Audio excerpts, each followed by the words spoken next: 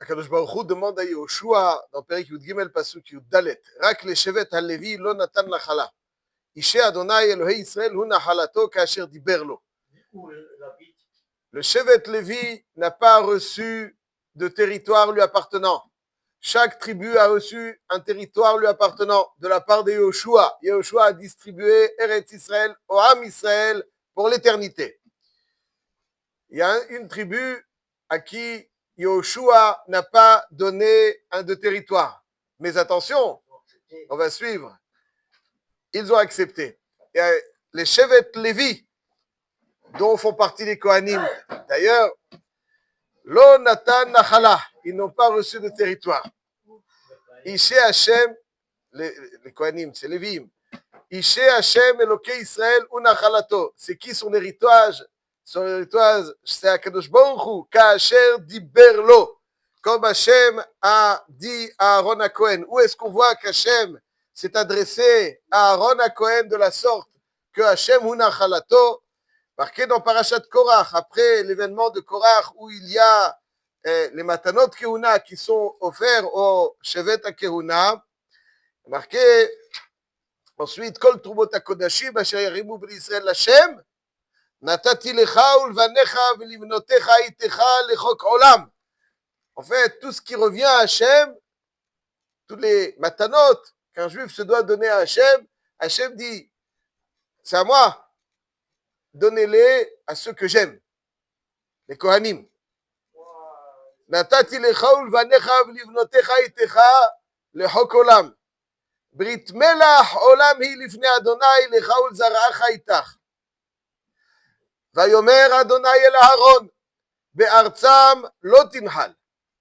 Ve'chelek lo yeh lecha betocham. Be'artzam lo tinhal. C'est-à-dire que tu n'auras pas de territoire t'appartenant. Ve'chelek lo yeh lecha betocham. Ani chelkecha ve'nachalatcha betoch bnei Israël. Hachem dit, c'est Ani chelkecha, c'est moi, ton héritage qui viachol. Donc il n'y a pas de terrain qui appartient au Béné Lévi, mais Ani chelkecha. Donc c'est ça qu'Asher Diberlach, qu'on voit dans Yehoshua, ça fait allusion à la phrase qu'Hachem dit à Aaron HaKohen, Ani chelkecha ve'nachalatcha betoch bnei Israël. C'est moi ta part, c'est moi qui... Alors, monsieur Cohen, il y a quelque chose qui le tracasse beaucoup, mais où ils vont habiter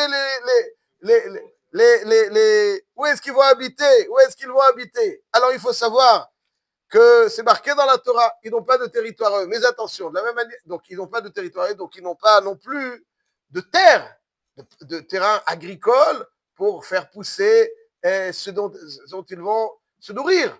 C'est pas quand tu as un terrain, tu fais pousser ce qu'il faut. Et quand il n'y a pas de terrain, tu manges quoi? Alors, tout a été prévu. Tout a été prévu. Parashat Mas'eh, Bamidbar Lamedhe. וידבר אדוני אל משה בערבות מואב, על ירדן ירחו לאמור. צו את בני ישראל, ונתנו ללוויים מנחלת אחוזתם, ערים לשבת. Même façon que le Ham Israël devra soutenir les Lévi'im en leur donnant Maaser Rishon, en donnant aux Kohanim Esrim ve'arba matanot keuna. Vous savez, ça veut dire un dixième. C'est-à-dire que si par exemple vous avez 10 personnes, déjà au 11e vous avez plus que chacun individuellement. C'est-à-dire que les Lévi'im, ils sont chouchoutés. Un dixième, c'est énorme. C'est énorme, un dixième. Chacun, il donne un dixième. Chacun, il donne un dixième. Ça veut dire que le Lévi, il est subventionné. Hachem, il dit, l'impôt qui viachol, que vous me donnez, qui viachol, c'est, vous les donnez au Lévi, vous les donnez. Ah, où ils vont habiter. Aussi, vous devez prélever à partir de votre territoire des terrains d'habitation que vous offrirez au Lévi. Donc, le Lévi, il reçoit un lieu d'habitation. Le Lévi reçoit tout ce qui est nécessaire pour son alimentation. Après, il reçoit aussi le Kohen Reshita Gez, tout ce qui est nécessaire, la viande, le vêtement, etc., la laine pour le vêtement. Etc. Et on nous décrit donc avec exactitude la configuration des Haré Lévi'im. Et par ailleurs aussi les 6 arrêts Miklat. N'est-ce pas? Il y aura 42 villes des Lévi'im, plus 6 arrêts Miklat dans lesquels les Lévi'im habiteront. C'est-à-dire les villes de refuge, ça veut dire 42 plus 6. Et conclut la Torah, Kol Harim asher titnu lalviim, 48 ir, et hen vet migreshen. Harim asher titnu me'ahuzat bnei Israël. Donc chaque tribu devra prélever de son territoire une partie dans laquelle les Lévi'im habiteront. De la même manière qu'il faut prélever le produit agricole, il faut prélever une zone d'habitation destinée aux Lévi'im. Mais Tarav, Tarbou. Plus le territoire est grand, plus il devra donner, cotiser pour une zone d'habitation pour les Lévi'im. Umet Ameat, Tam'itu. Ish kefi nahalato asher yidhalu, yiten me'arav la Lévi'im.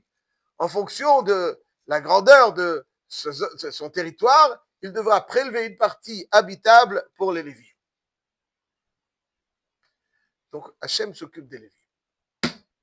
Hachem s'occupe des Lévi'im. Et pourquoi est-ce qu'ils n'ont pas de Nachala? Pourquoi Hachem est Nachalato? Mais alors, ok, mais c'est là, Hachem est Nachalato. Mais pourquoi ils ne prennent pas de Nachala? Hachem, il leur donne. Pourquoi il n'y a pas.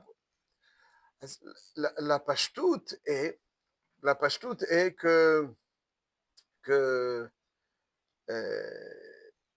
la raison est parce qu'ils sont occupés. La pashtout, elle est parce qu'ils sont occupés. C'est marqué dans Dvarim Perek Yutret, ראשית דגנך תירושך ויצריך וראשית גזונך תיתן לו כי בו בחר אדוני אלוהיך מכל שבטיך לעמוד לשרת בשם אדוני הוא ובניו כל הימים. etc. etc.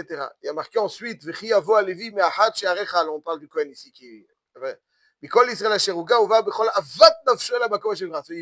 פשט פשוט il viendra quand il veut au בית המקדש faire le service ושירת בשם אדוני אלוהיו ככל אחיו הלוויים העומדים שם חלק כחלק יאכלו. Ça veut dire que tout le monde devra avoir un partage équivalent.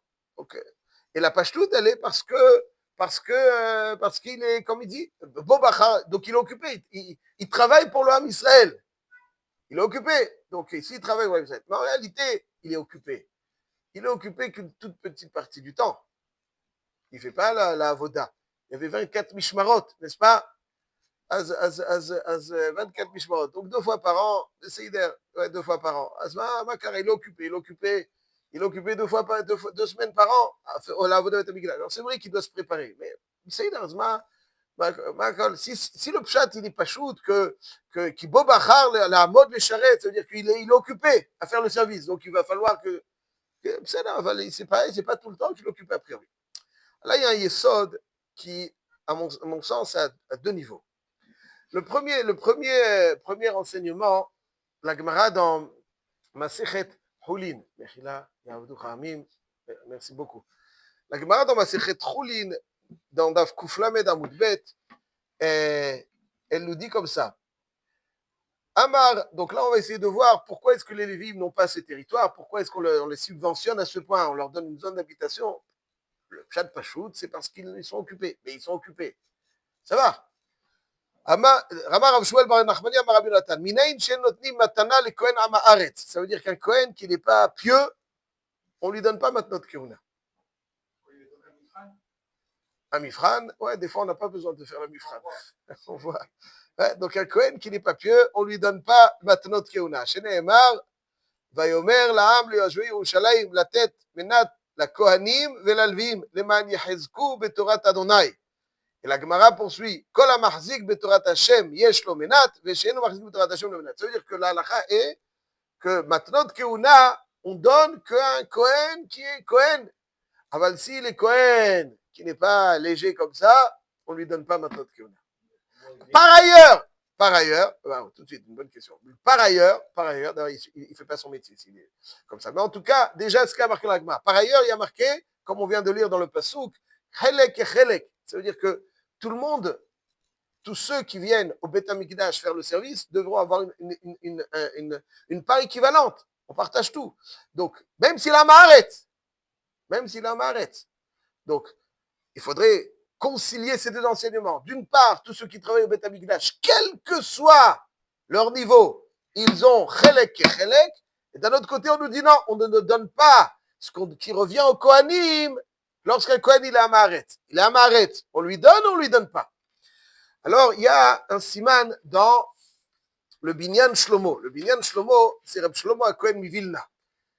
J'aime beaucoup, il est très clair, très costaud. Et dans son shoot, Siman Lamed Bet, il traite du thème suivant. Il y a marqué dans la Torah aussi qu'il faut apporter un soutien plus appuyé, plus prononcé aux Lévi'im, donc le Shevet HaKeuna, donc le Shevet HaLévi'im, à l'approche des fêtes. Et à l'approche des fêtes, ouais, il faudra, donc un chef nous dit, n'oubliez pas le Lévi, il faudra.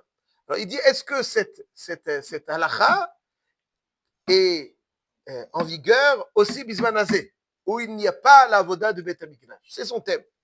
Et il développe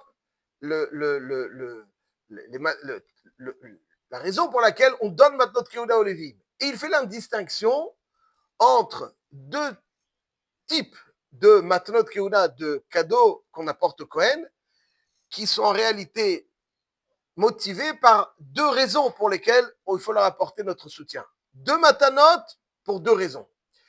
Première raison, il dit, il y a des matanot qu'on donne, donc des korbanot, qui sont parce qu'ils font la avoda au Beth Amikdash. Donc il faut la avoda au Beth Amikdash, on leur donne. Mais attention, dit le Maharshach, Rab Shlomo HaKohen Mivilna. Il y a un autre Maharshach, attention, mais tout le Rab Shlomo HaKohen Mivilna. L'action principale des Kohanim n'était pas uniquement de servir au Beth Amikdash. L'action principale des Kohanim, c'était de diffuser la Torah.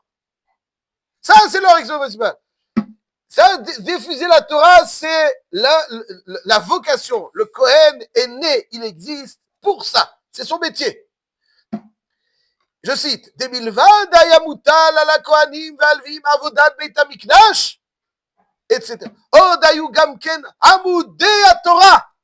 C'est ceux qui étaient les piliers de la Torah. Umehem yatzou Torah ve'ora l'chol Israël. Yoru, et c'est d'eux que venait donc la Torah orale, la diffusion de la Torah au sein de l'Am Israël, c'était eux. Il y a marqué Yoru mishpatecha li Yaakov ve'toratecha li Israël. Ça c'est marqué dans Parashat Vizot HaBeracha. Il y a marqué dans Yechezkel. Ve'tami Yoru ben kodesh lechol ben tameh latahor yudium. C'est ça, le Kohen, son métier, c'est qu'Hachem attend de lui, c'est la diffusion de la Torah. Il dit que s'ils avaient un territoire et qu'ils n'étaient pas soutenus, comment auraient-ils pu diffuser la Torah? Ils seraient trop occupés. Et même d'après Rabbi Ishmael, dans Brachot Aflamed Hamud Bet, qui dit Aneg b'hem minhag derech eretz, ve'asafta deganecha, Aneg b'hem minhag derech eretz, n'est-ce pas?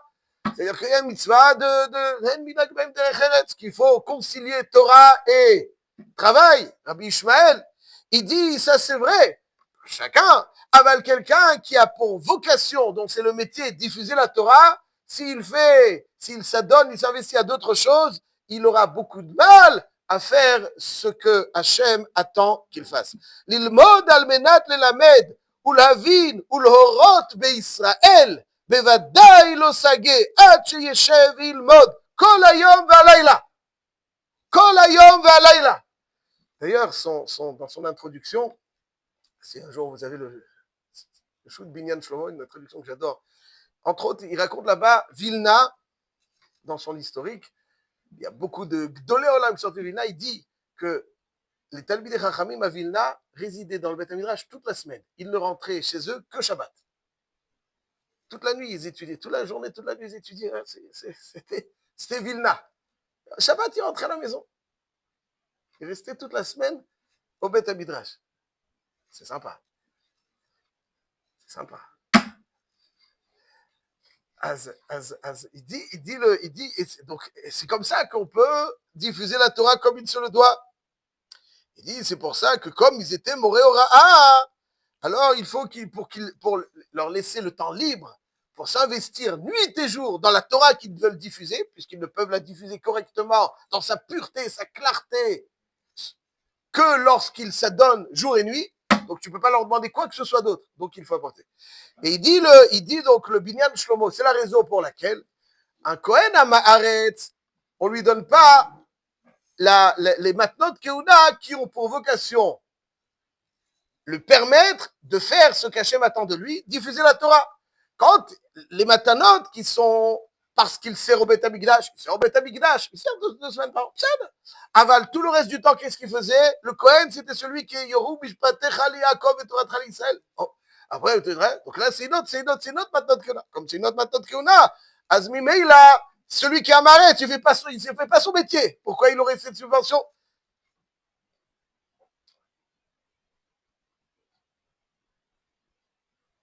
Dit-il. Quand les fêtes arrivent, le travail de celui qui diffuse la Torah, il est encore accentué, il est encore appuyé. C'est encore plus. Il doit enseigner les halachot du Chag, il doit répondre aux questions, etc. Il dit, comme c'est arrivé, à cela, il faudra lui apporter un soutien supplémentaire pour qui. Et donc, il dit, c'est pour ça qu'aujourd'hui aussi, c'est en vigueur. Parce qu'en fait, au sein du Ham Israël, il y a toujours eu au moins donc une tribu qui ne fait qu'étudier. C'est la raison pour laquelle on leur donne maintenant de Keuna, parce que c'est comme ça que le Ham Israël fonctionne de cette façon. On leur a pas donné Nachala, il faut leur donner, toi, une dira. C'est toi qui dois t'occuper d'habitation des Lévites. C'est toi qui dois leur donner tous les... Pourquoi? Parce que c'est comme ça que fonctionne le Ham Israël. Il faut quelque chose qui génère de la Torah. C'est comme ça que le Ham Israël fonctionne depuis le début, depuis sa création. Depuis sa création. En Mitzraïm, les Lévi'im n'étaient pas concernés par le Shiaboud. Yaakov Avinu, c'est lui qui a choisi Lévi. Ouais, il faut expliquer. En tout cas, c'est depuis le début, depuis la naissance des Shvatim, c'était comme ça. Zvouloun, il s'occupait de Issachar. Ça, Issachar, c'était les frères amis. Ouais, donc, il y avait en tout donc 2 sur 12. Ouais, 2 sur 12. Mais ça, c'est mais le Ham Israël, le Lévi. Après, Zvouloun et Issachar, c'est autre chose. Et dit donc le Rambam dans Ilchot Shmita Yovel Perek Yud Gimel. Pourquoi est-ce qu'il n'a pas reçu un Lévi des territoires? Pourquoi? Il dit מפני שעובדה לעבוד את השם ולשרתו ולהורות דרכיו הישרים ומשפטיו הצדיקים לרבים. C'est Rambam מפורש. Pourquoi ils n'ont pas? Parce qu'il faut les laisser donc le plus libre possible pour diffuser la Torah. שנאמר יראו משפטיך ליעקב ותורתך לישראל. Et c'est pour ça que Amaretz, on ne lui donne pas, comme explique le Binyan Shlomo. לפיכך הובדלו מדרכי העולם. C'est pour ça qu'on les a épargnés de דרכי העולם. לא עורכים מלחמה. Ils ne vont pas à l'armée. Rambam. כשאר ישראל, ולא נוחלין, ולא זוכין לעצמן בכוח גופם, אלא חיל השם, שנאמר ברך אדוני, חילו, ופועל ידיו תרצה. והוא ברוך הוא זיכה להם, שנאמר אני חלקך ונחלתך. אלו רמב"ם קונקלו, מהלכה très célèbre, ולא שבט לוי בלבד, אלא כל איש ואיש מכל באי עולם. On peut tous devenir des Lévi'im là-dessus. אשר נדבה רוחו, אותו והבינו מדעו להיבדל, לעמוד לפני השם, לשרתו ולעובדו, לדע את השם. Je précise quelque chose qui est clair dans le Rambam. Et on a le sentiment très clair que, il est que, pas simplement c'est une subvention qu'on leur donne, on leur permet d'être élevés à une forme de niveau, de se rapprocher du niveau d'Adam Arishon Lifnei Achet. Adam Arishon Lifnei Achet, alors il faisait le Ovda ou le Shamra, il s'investissait que dans ce dans quoi il s'investissait. Et donc, nous, eux, ils doivent se rapprocher, toucher un petit peu à cette darga, et donc on doit leur créer le contexte le plus favorable pour toucher à cette darga. Regardez le Rambam, il dit, la déet Hashem, ve'alach yashar kemo she'asahu ha'elokim. À quel pasuk fait allusion ici le Rambam? C'est très clair. Qui Hashem a cette, pasuk dans Kohelet, quelqu'un a cet Adam Yachar, v'hema bikshu hashbonot rabim. C'est-à-dire, normalement, un homme, il est droit. Mais après, malheureusement, avec certaines choses, il devient sinueux et bizarre. Alors, Valach Yachar, mais lui, il souhaite retrouver cette Yashrut, qui Elohim a ça et Adam Yachar. Il a fait Yachar. Adam Arishon, Hashem, il a été créé Yachar. Ou parak ba'al tzavaro, ol hashbonot rabim, asher bikshu ben Adam. Arezé kadesh, kodesh kadashim. Celui qui est qualifié de kodesh kadashim dans le Tanakh, c'est Aaron HaKohen. Aaron HaKohen, dans Divrei Hayamim, il est qualifié Kodesh Kadashim. Donc, c'est-à-dire, on peut se rattacher à un Kodesh Hashem. Aaron à Cohen, c'est ça. Anichel Kecha. Anichel Kecha, c'est profondément, c'est pas Stam, on lui apporte une subvention pour qu'il soit libre. Profondément, c'est-à-dire qu'il est mitraber, il est mishtayer, il est en rapport avec Adam Arishon Lifnei Achet. C'est ça, Anichel Kecha. Anichel Kecha. Et ça, il dit, Kadesh, Kodesh, Kadashim, Veyashem Chelko Venachalato Leolam Ulolme Olamim, Veyezakelo Baolam Hazeh Davar Maspik Lo, Kemo Shezika la Kohanim Velvim.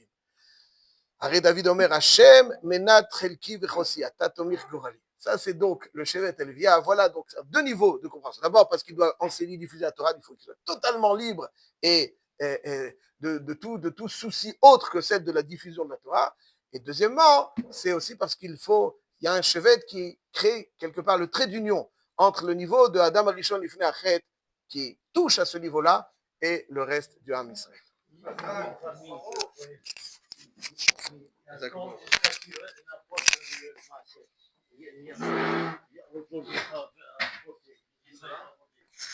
Ça va mieux, mais bon, on